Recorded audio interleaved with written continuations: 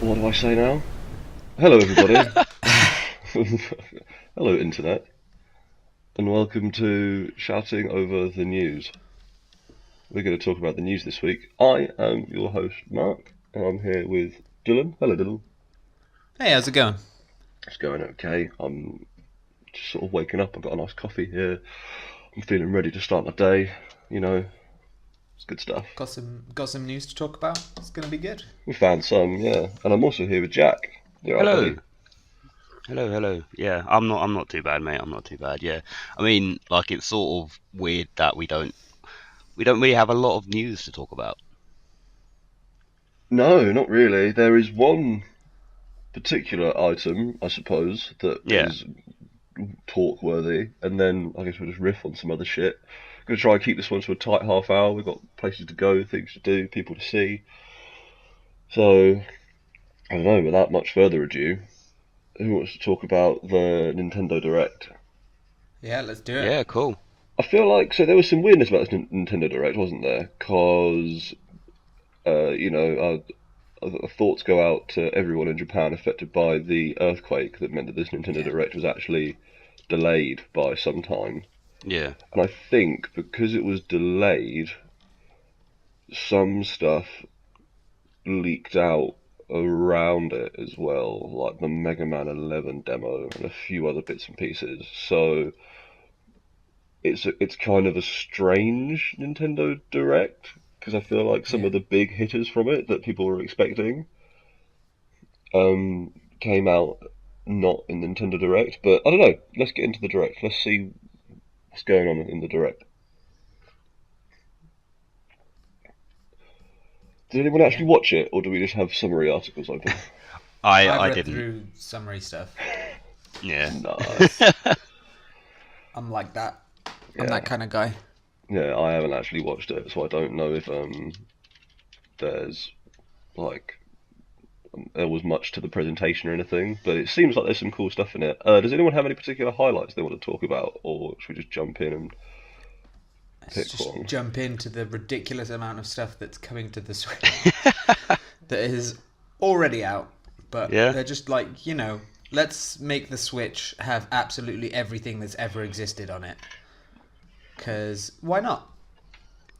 Yeah, it seems like they're doing a really good job of making the Switch the every third party game from last generation and also every indie game ever made platform. And also, like every Nintendo game, they've also like things that they definitely didn't bother with on the Wii U. So like, there's Bowser's Inside Story. I'm fairly certain that didn't come to the Wii U. no, Although I is don't think that so. that's come into the 3DS, not the Switch anyway. That was just me on a Switch. After reading every single one, like this is coming to the Switch. This is coming to the Switch. I saw that one and in my head. It went to the Switch. So that's not even true. That's coming to the 3DS. But there's like basically all the Mario games that were on the Wii U or before as well. They seem to slowly be bringing over as well. Yeah, so New Super Mario Bros. U Deluxe, Yep, which is New Super Mario Bros. U and New Super Luigi U, which Yeah. were launch titles for the Nintendo Wii U, are being released on the Switch on January the 11th, 2019. So I played a lot of New Super Mario Bros. For the DS and a lot of New Super Mario Bros. Wii for the Wii, because New Super Mario Bros. Was really good, and New Super Mario Bros. Wii had that four-player co-op mode that was hilarious. Yeah. But yeah, I remember you playing that. yeah, but I haven't played New Super Mario Bros. U because by the time it came out, I was kind of done with the New Super Mario Bros. Aesthetic. I mean, it's probably just more of the same, right? Yeah, yeah, and the co-op in those games is surprisingly good and makes them like kind of legitimately better experiences than they probably should be. Just because when you have four people fucking around, Mm, there is there's a capacity for dickery in those games that is kind Yeah. of low key until you start playing it with other assholes, and then it becomes really good, really really good. I quite enjoy picking up other players and then jumping into lava so that everyone dies. It looks like the Super Mario Bros. U as well was very, also very sort of co-op multiplayer oriented. One of them. I know what you meant. I imagine it's more of the same, which is cool. Yeah, I mean, It's like, cool. who doesn't want another Super Mario Bros. Game, especially when it's on their new console? I guess it's going to be like that's the cornerstone of Nintendo is Super Mario. So Yeah, yeah, totally. Speaking of other Switch ports that I'm excited about, because this is actually a huge gap in my gaming history, and it's been quite hard to play it in like a reasonable legal manner for the last decade. yeah, So hearing that it's getting a Switch remaster is very exciting. Katamari Damacy, yeah, yeah. I I mean, think that's cool. it's one of those games that you sort of look at and you feel like you need to play it, but again, like you say, it doesn't. I don't know. There's something about it that, and the fact that it's not really been accessible, I guess, in such a way, and for it to be coming to the Switch is yeah, it's pretty good. Yeah, I mean, I could be wrong, but I believe Katamari Damacy has never not been on the PS2, Oh really? Yeah, and it was if you look online, the platform is just PlayStation 2. yeah, and it was a relatively small run at the time, I think. So it's one of those ones where unless you want to get into PS2 emulators, which are Hmm. fraught with bullshit, it's been kind of a hard game to play. And so the idea of it coming out on Switch, I'm fucking hyped about that. I think that could be really cool. Yeah. Yeah, it's interesting that they're going for. I think they've done this a few times where they're sort of bringing up games that are, I think, classics and people sort of respect them as the game they are, but aren't necessarily that well heard of, because I had no idea what Katamari Damacy was. Right, okay, yeah. And it's like they're just putting them out there and like, this is a game we're bringing to you, we're giving it to you. It's on the Switch. It has no reason to be other than the fact we think you'll like it. Oh shit! I know this is the Nintendo Direct show, but this re-release, Katamari Damacy Rerolled, is coming out on the Nintendo Switch and Windows. Oh wow. Oh, cool. So fuck the Switch. Yeah, so I'm sorry, Switch. I know I was just excited about using you, but I'm just going to use the PC instead. I'm stroking my Switch lovingly as I say this. It needs to know that I still love it, but I'm not going to use it. Oh man. Have you seen that in Japan they had a slightly different Nintendo? There's a slightly different Direct Did they? bit. Apparently they had like an extra bit Hmm. that was they announced that they'll be releasing Assassin's Creed Odyssey in like, October for the Switch. What? But because I think so, they've spoken about this a while ago that they're doing it in Japan, and that they'll be streaming it, so you can't. So they did it with was it Resident Evil or something? What they have it as like it's installed on like an external server, and you just stream the game from it. Yeah, because obviously Assassin's Creed Odyssey is a pretty intense game. Yeah. Right. So in Japan, you're going to be able to stream that, which is really cool. And like we've spoken about this before, and I think I've basically said the same things. I think it's a great idea, but I don't know if they're ever going to be able to scale it beyond Japan. Yeah. Forgive like- me if you've already said this. This is the same thing they did for Resident Evil 7, right? Yeah. Yeah, right, okay. And is it literally the same thing, like a very, very similar setup? Yeah, it's a cloud-based version of the game. Right, okay, Um, cool. Where does it say? At the cost of about... No, this is them talking about Resident Evil 7. Yeah, maybe it'll work the same with like paying for it. I don't know, but It was like you rented it or something weird, didn't you, for Resident Evil 7? yeah, it was Like you like pay. $20 for half a year or something. Yeah, and then it was like after that you didn't get the rights to play it or something. Okay.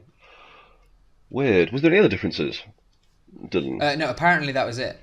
Okay. Hmm. That was it was just an extra little video of Assassin's Creed Odyssey on it. Huh. Okay. So, but yeah, I don't know. That's the kind of thing that maybe they could expand to like Korea, but it would be really difficult. There's no way that would work in America because there's areas of America where people just don't have. I think the infrastructure of the internet isn't good enough that there's areas of America that there's no way they'd be able to get. They don't Like a have good- the bandwidth, do they? Yeah, but not even the bandwidth. I mean, there must be some areas in Japan that don't have the bandwidth, but the latency between the Switch and the nearest server in Japan probably isn't that much. Whereas if you take it to like America, lots of places it's going to be nothing, but in some places surely it's going to be way too much. Yeah, I mean, Imagine that's... trying to do that in Australia. Oh, Jesus. Whatever, Australia's a wasteland. Just forget about them. Pretend they don't even exist. I'm glad nobody listens to this guy. And start some Australia beef. Maybe that'll finally get us into the big time. Australia is fighting with this small indie podcast.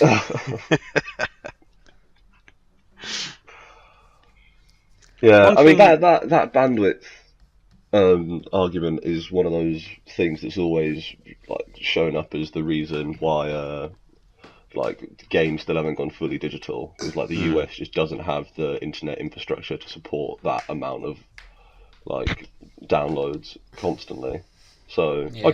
I can see why they would look at the larger Western audiences and decide that we don't deserve to stream Odyssey onto our Switch. Yeah, I get that. Also, I think Western audiences tend to, on the whole, probably have more video game consoles. Yeah. Because Japan has had somewhat of a problem in the last couple of generations with keeping user support for their big consoles, especially since the Xbox doesn't really exist in Japan. Yeah. So they're only really a PlayStation kind of place. And I know for a while it was like the PSP and then mobile phone market was basically decimating PlayStation sales for a while. So I think it could also just be this weird thing where the Switch is a big hit in Japan because it covers everything. So Nintendo is seeing an opportunity to bring, or maybe not even Nintendo, maybe like Capcom and Ubisoft Yeah. are seeing opportunities to bring their games through a more interesting cloud-based solution to a Yeah. market that may not necessarily actually have as much support of that platform. I don't know, I could be totally making that up, but that feels like seems- something that could be partially responsible for that. Yeah. I don't know. Yeah, I think one of the things that I'm looking forward to getting into that's coming out that got announced is Animal Crossing. Yeah. Oh yeah, they're bringing that to the Switch, Yeah. aren't they? So like again, very much with Katamari Damacy, I've never really had like I don't know, like I've always seen it, and I know that they've like tried to make it as accessible as possible because you know they've got like they have a mobile app now, don't they, for Animal Yeah, Crossing? that I'm mobile pretty app's sure not they very do. good though. Yeah, fair. But I mean, like even all of the stuff that they've had on like the DS and stuff, I've seen it and I've never really like got into it or understood the point in it. Oh, Like, it's I've so good. Animal Crossing is great. Yeah, I mean that's I guess that's probably like again if it comes to the Switch, it will probably make me want to want to get into it. But I think that's yeah, I think it's interesting that they're doing it because yeah, I mean it seems that a lot of people like the game, so why not bring It's it one out of their onto the most Switch? successful, at least from what I see every time a new one comes out. It must be one of their most successful franchises Yeah. on their For portable number of consoles. entries compared to success, I'd say Animal Crossing is well up there because there's only really Yeah. 4 Animal Crossing games. There's Mm. Animal But people Crossing, love it. there's Wild World, City Folk, and New Leaf. I think there's literally Yeah. 4. I suppose the first Animal Crossing's weird because it kind of the first Animal Crossing game is an N64 game in Japan, and then Oh, it was wow. updated and re-released and released in the Western markets as a GameCube game. Fun fact, didn't know that until quite recently. Cool. So it's kind of 5 games, sort of. But yeah, Animal Crossing's fucking great. And yeah, I think considering how good it is and how popular it is, and they've only released 4 Animal Crossing games, that's quite significant. Yeah. Yeah. Yeah, I mean, like I say, like it's one of those ones that I've always wanted to get myself into, but I never really, I guess, had the like incentive to get involved in it. So yeah, I mean, it's gonna be cool coming out on the There Switch. is an awful lot of Animal Crossing New Leaf occurring in my household on a pretty regular basis because I got Katie a 2DS XL and Animal Crossing New Leaf for Christmas. It's kept her good and distracted for the last like 9 months or so. Nice. And those consoles are just fucking beautiful. Yeah, I really like those new 2DS XLs. I think they're a sexy machine. Yeah, adding the clamshell to the 2DS was really smart. I got the white and orange one, and yeah, it feels a bit cheap. Is the problem with it? It's a really Oh, nice really? design. It looks really good, but it just feels a bit light, and it like flexes a bit when you like hold it. So Oh. it's a bit like the PlayStation 3 controller. You know how the DualShock 3 always just felt a bit cheap. Yeah, Yeah. yeah. Yeah, it feels a bit like that. What we need is for everything to have the same construction as the Xbox Duke, That fucking thing. and then gaming will be a happy place full of RSI and no women, because Because they physically can't hold it. literally impossible for your average woman to hold. Like, I can't use those. I got tiny hands. I cannot use that controller. What was the big gem in the middle for? What were they It was thinking when just they like- designed it?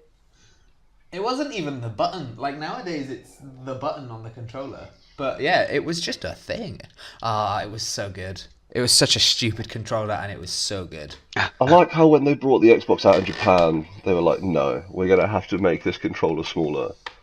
And then they brought that back out in the rest of the world because they're like, no, actually, you know what? This smaller design is far It's more just like better. a normal controller. Well, you can get someone. I think it's a third party company, but someone's made the Duke for the Xbox One. Yeah, I remember when that happened. It was like, isn't it like Hori or something? I can't remember.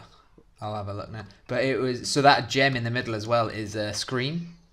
So when you turn it on, it plays the Xbox, like the original Xbox startup. Oh, Screen. cool. Okay. Yeah, it's cool. Also, when all that was happening, when that controller was coming out, I found out that Xbox startup screen is procedurally generated, so it's different every time. What? That's cool. Oh yeah, didn't we talk about this? Isn't it like, doesn't it use some really crazy code that's like built into the firmware of it? Yeah. It's not a video. It is like the firmware of the Xbox has some like surprisingly advanced render code in it that will just render that out. Yeah. Because also, isn't that because the original Xbox could output a 720p, couldn't it? And I think that's one of the bits that could output at surprisingly good video quality. I'm not sure, potentially. Hang on. Yeah, that is a cool fact about that. I remember talking about that when that first came out. I'm just trying to see now because I vaguely remember watching something. It was like an original Xbox retrospective, and they were talking about how it could output at 720p for certain things, and including that startup screen. You can make that startup screen look fucking sick if you output it at 720p. This is a That controller is huge digression, by the way. Sorry. Yeah, we've done impressively. Yeah, how to output HD 720p on your original Xbox is a video. So Yeah. yeah, so that controller is by Hyperkin, Hyperkin, right? Cool. Okay. and it is it just looks like the Duke. It's cool, but I honestly don't think I could use it. Frequently bought together, the Hyperkin Duke and then 2 Nintendo Switch games. Obviously, yeah. Why not? So Is it a I don't know USB what's going on controller? there. It's for Xbox One and Windows 10, so yeah. So maybe you can. Probably not though, because if it's Xbox One and Windows 10 and not just generic input, it will be X input, won't it? And I would be very fucking surprised if the Switch had X input support. Yeah. True. Hey, there was a really weird bit of news in that Nintendo Direct that I really didn't expect because it's bizarre.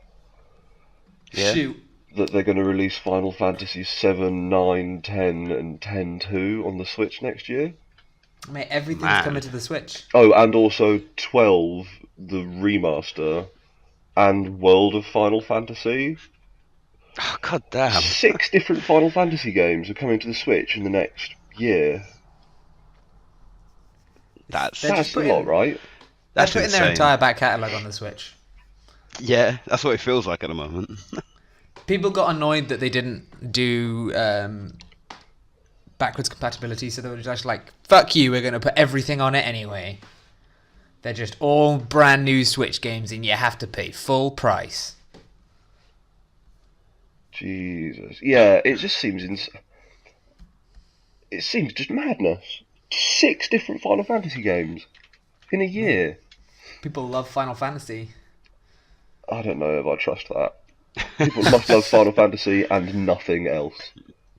Yeah, I think there are some people like that. I don't trust Which those is people. fine. Those people are bad people. God, you do love making enemies, don't you? Yep. That's so the one thing that I am excited for the Switch is The one thing. Civilization 6. Or what? The one thing that got announced, Civ 6 is coming to the Switch. Which, I mean, I put in God knows how many hours into those Civ games on Steam. So Now you could do it on a train. I was gonna say, like, this is potentially one thing that makes me just lose my life. Yeah, it's just like, now I can play Civ everywhere. There's literally no excuse to not be playing Civilization at this point. I mean, like, I'm sort of looking forward to it, but also at the same time, I don't want to, like, get too into it, because I know that's a dangerous hole to go down. Yeah, I mean, it should be cool. It's coming out later this year, November 16th. It's going to have a 4-player local multiplayer. And yeah, I'm a massive fan of the Civilization games, and I genuinely can't wait for that to come to the Switch and see how it compares. I can't imagine it'll be too different, but yeah, it's going to be interesting. Yeah, so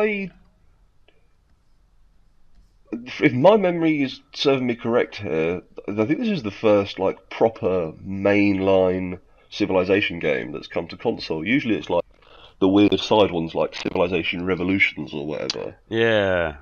And so I really, really hope that it can run it nicely, because those Civ games, in the late stages of those Civ games, when you've got a really built up map and everyone's taking super complicated turns, can become quite resource intensive. And so the one thing that could make this, I think, less of an awesome thing would be that if after 100 turns it runs at like 2 frames a second and basically becomes a slideshow of your world you've built. Yeah. I mean, like you say, certainly when you're going for the win towards the end of the game, not even towards the end of the game, like when you're like midway through it and you like you say, you've built up your area quite a bit, and you know that there are several other like AI players on the map as well who have got several built up areas, and trying to go through your turn and moving like about 50 units at a time. It's just ridiculously intensive on your PC. So yeah, I don't know. I mean, yeah, it's it's gonna be. I think it'll be a challenge for the Switch to do that, but I think if it runs well, then I think it's gonna be a huge hit. I mean, it could just be that they limit map sizes and Yeah. player counts or whatever. Like, I think there is a lot of validity to a Civilization experience on the Switch, even if the map size is halved and the player count and like the number of civs are halved. I think that's still like a perfectly robust experience. Yeah. Like, you don't necessarily need to have like a full 32 civs or whatever the hell the maximum is.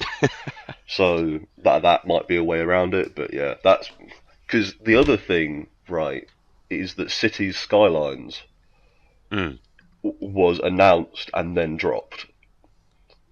So you can now play that on the Switch, which is cool, because Cities Skylines is cool. But then there's been some scuttlebutt coming out of that there may be some quite serious performance issues. Oh, really? Which is what made me think, God, I wonder if they've solved that with Civ 6. Okay. Yeah, it's really cool. They are perfect games for the Switch. like these kind of grand strategy, like that route that works because you can do like a turn Yeah. on the move. Like you do a turn on your commute and then a turn on the way back or whatever, and then you can play it when you're home. But if they can't get the performance up, that could be problematic. Not to be all doom and gloom or anything.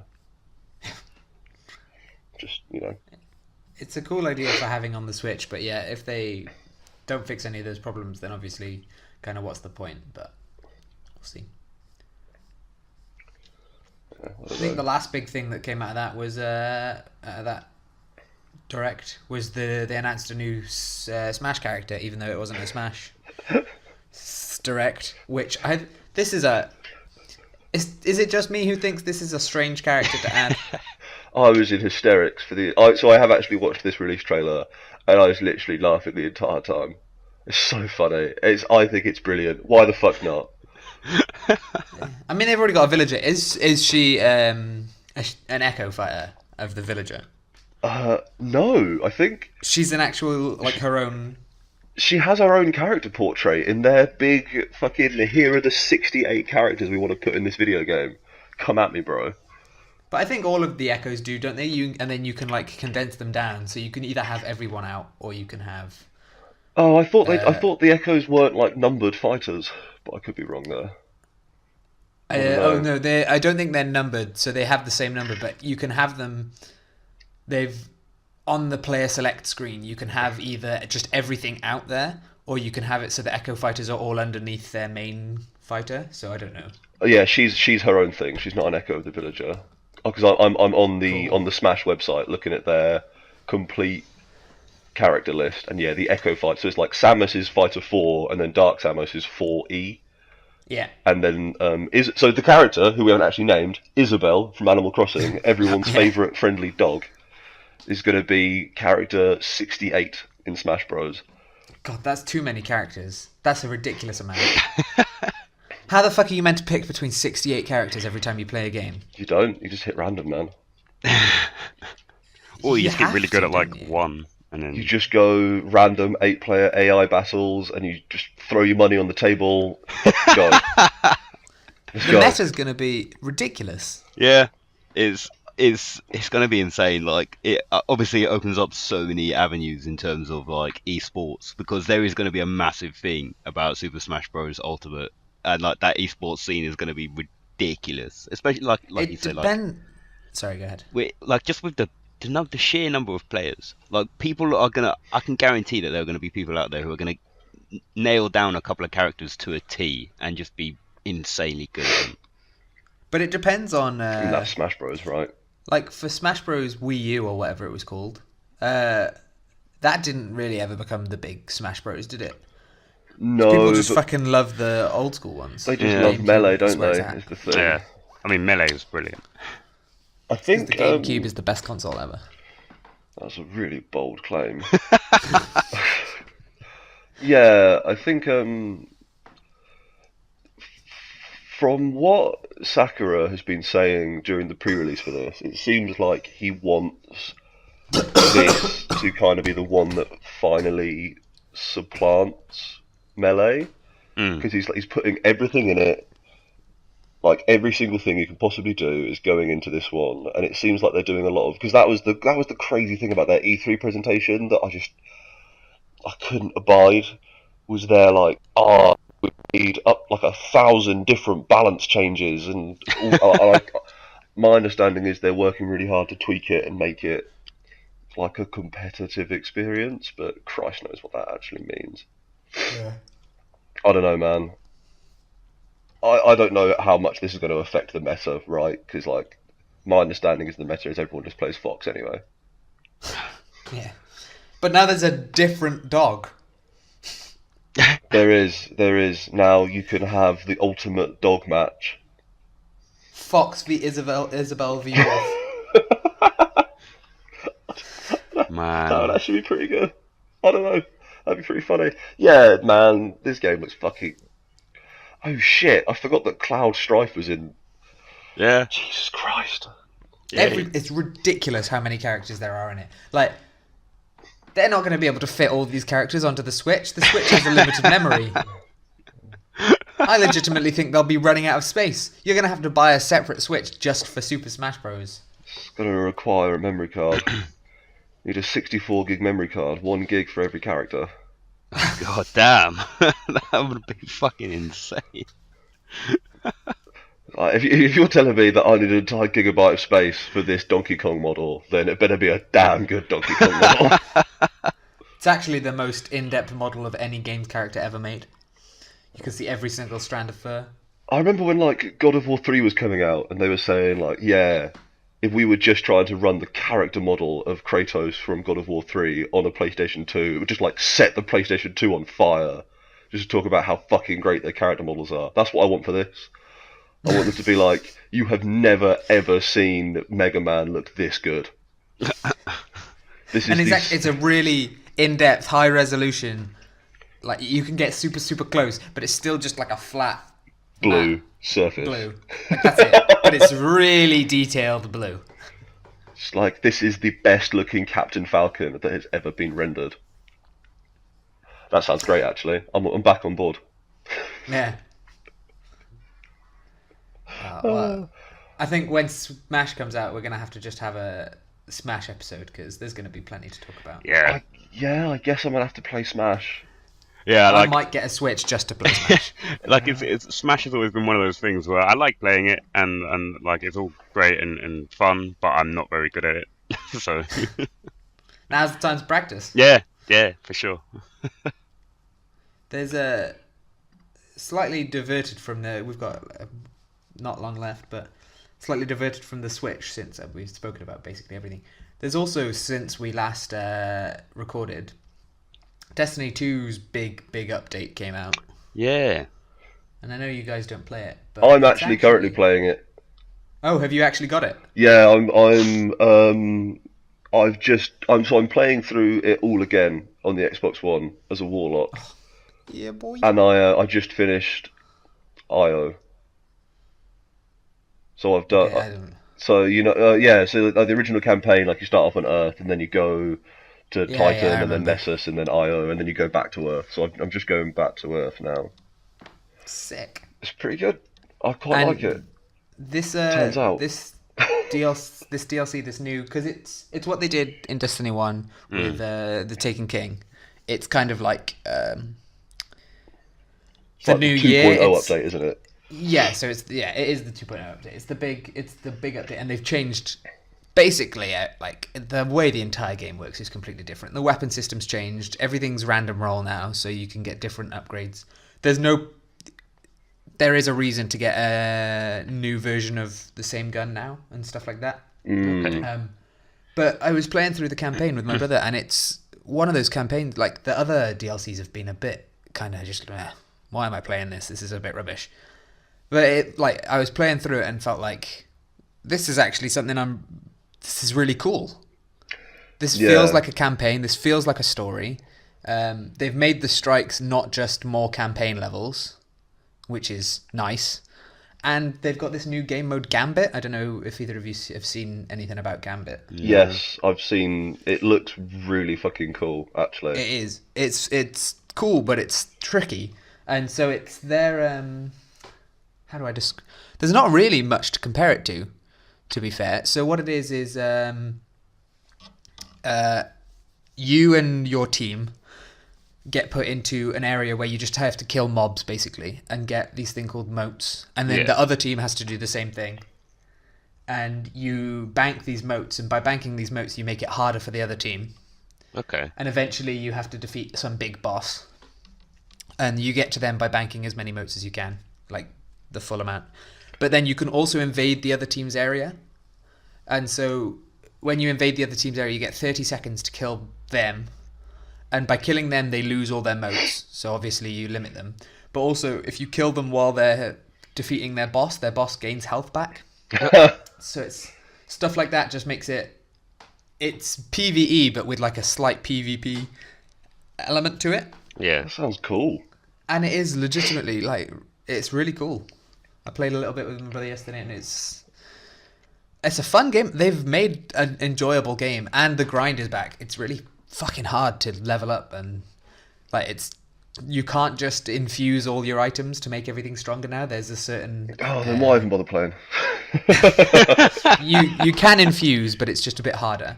Like there's actually a grind to the infusing rather than just like, oh, only cost me glimmer. Glimmer's Yes, I noticed that abundant as fuck. yesterday. I tried to infuse something and was like, oh, what are all these other things I now need to infuse? What the fuck, man? And then promptly Yeah. just put that thing in my stash and moved on with my day.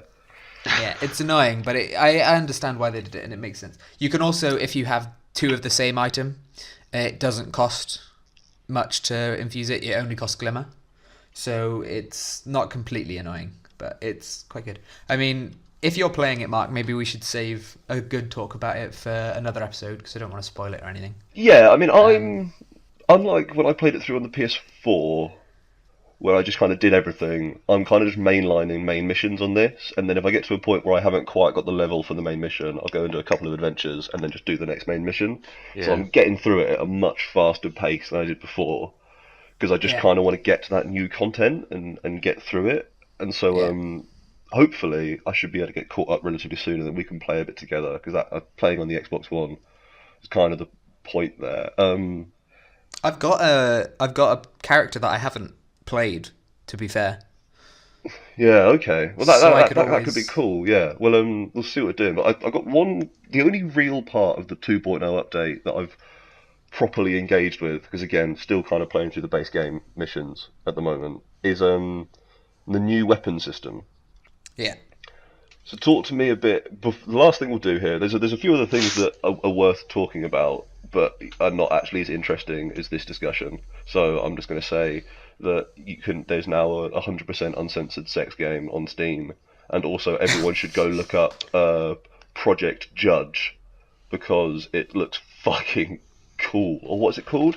No, Judge Eyes is what it's called. I heard it's Project Judge, but Judge Eyes. Everyone look up Judge Eyes, because that's legit. But yeah, Dylan, talk to me about the what you think of the new weapon system, where you can So- equip anything however you want.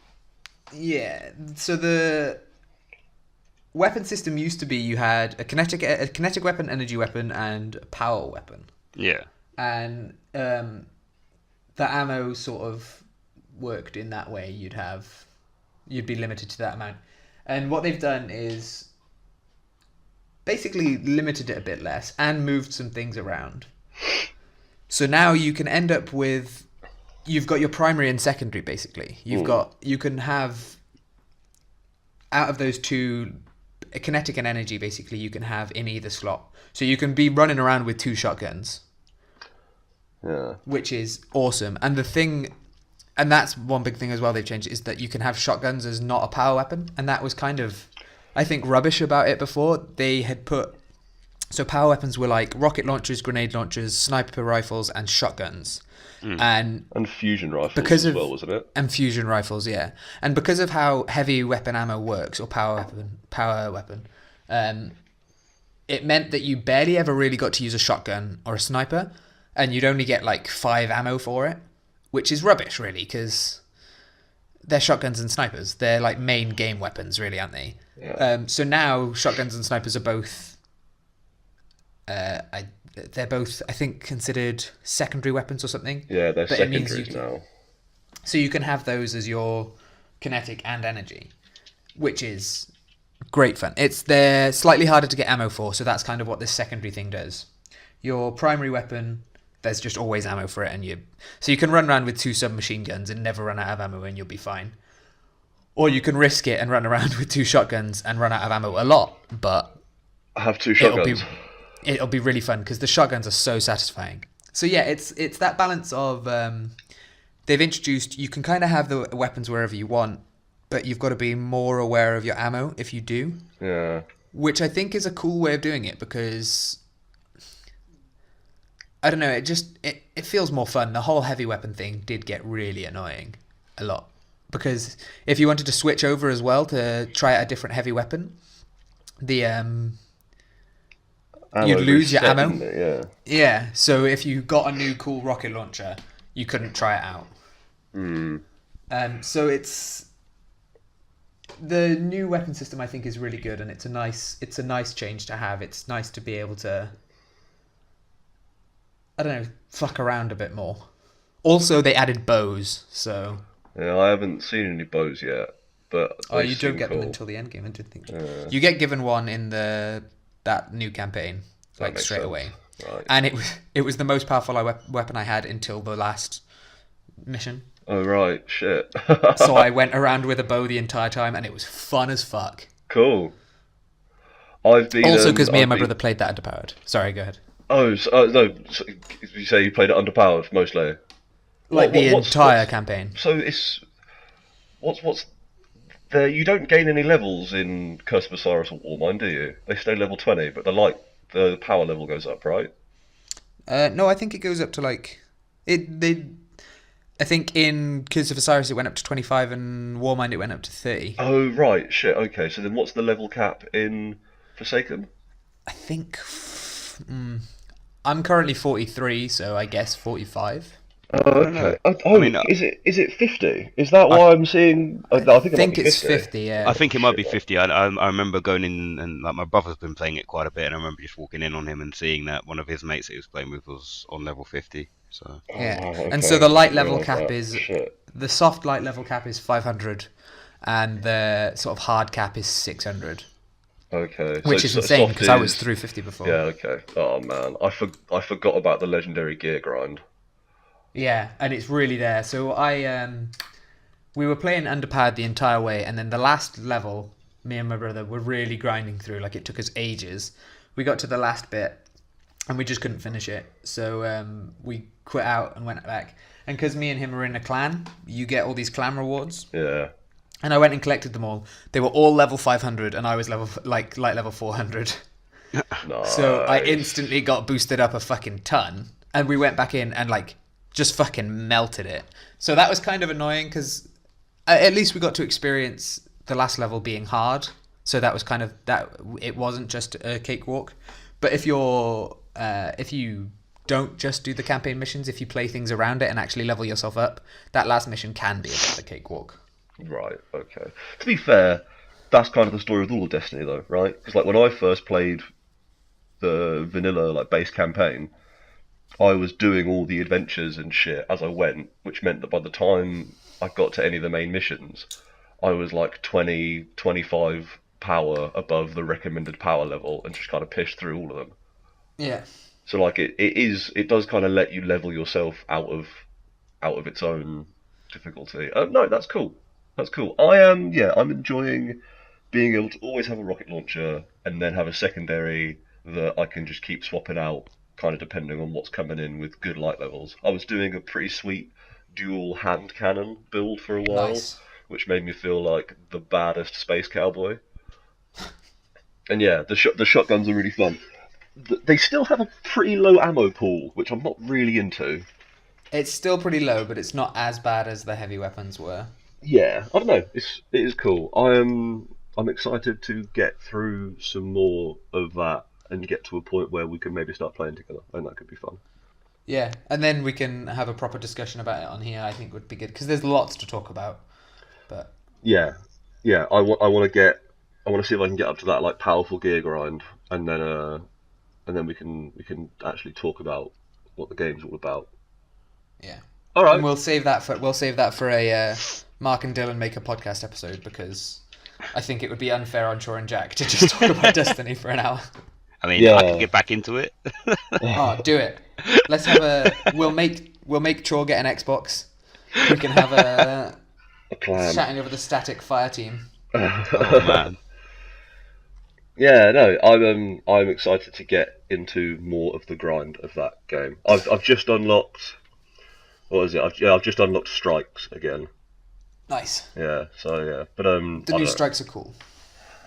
Yeah, I want to get back into it. My problem with Destiny 2 was I did all the content that you could do, did all the strikes, did some nightfalls, did not have the scheduling ability or the clan or the community to be able to just like do a raid, and so I'd kind of Yeah. done everything and I just stopped playing it. Yeah, that was a real problem with the beginning of Destiny 2 because it was just that whole it was like do a nightfall, play some Crucible, do a strike every week. So you'd play for like an hour on a Monday and then be done for the week. And it's just like, well, that's not a good game, is it? So you just quit, and it was only fun if you had someone to play with. So like, fuck it. But it sounds like with now I'm going in. I've got 2 expansions and look at the and Forsaken to get through, and it seems like they add in a bunch of extra content and change up the way a lot of that final grind works in a way that, I don't know. Do you think that the powerful gear grind at least has more shit to do than in the base game? Oh yeah, it definitely does. Cool. Then I'm sold. I will. It's been a year since I played Destiny 2. I forgot how much fun it was to play that game. I'm playing it through now again. It's really fun, so I'm excited to get to that grind and see what we can do. Because I was trying to play with Tom, and he's just unreachable. Tom is like, he's just the worst to try and organise to play Destiny with. So maybe it'll be easy to play with you. Yeah, we'll organise something, because me and my brother play a fair amount, so we'll organise. You can join us for a foray into the Strike world.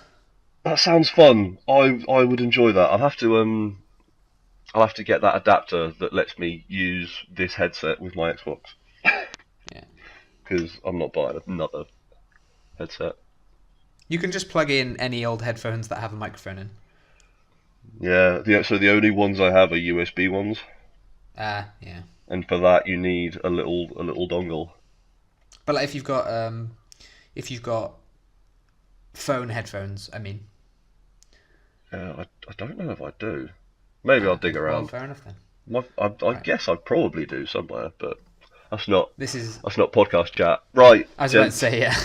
Yeah. Like I said, there is now porn on Steam, and everyone should go check out Judge Eyes, because that's fucking cool. Jack's reliably informing us that he's lost internet, so I'm going to say bye from Jack. Yeah. And that's cool, I guess. Sorry, Jack. That's how it goes. This has been Shouting Over the News. You can find us on the internet. If you found us on SoundCloud, we're on iTunes. If you found on iTunes, we're at SoundCloud. At Shouting Over Static. We're having some trouble at the moment. I'm having some trouble with my video encoder. This is the first time I've told you guys this, but it came up in... What you guys may not have noticed is last week I did a guerrilla episode, because it was never going to happen otherwise. So I talked into a microphone for 20 minutes about what I've been playing and put it on the internet. And in that, I mentioned that we're having some trouble getting videos sorted out. So this isn't on YouTube, and may not be for a little bit. Yeah, but we're on SoundCloud and iTunes. Thanks for listening. Dylan, you got any closing thoughts for us? Shit, this is on the spot. Video games. Sick. I like them. They're up there with the best. Yeah. Alright. See ya. Internet.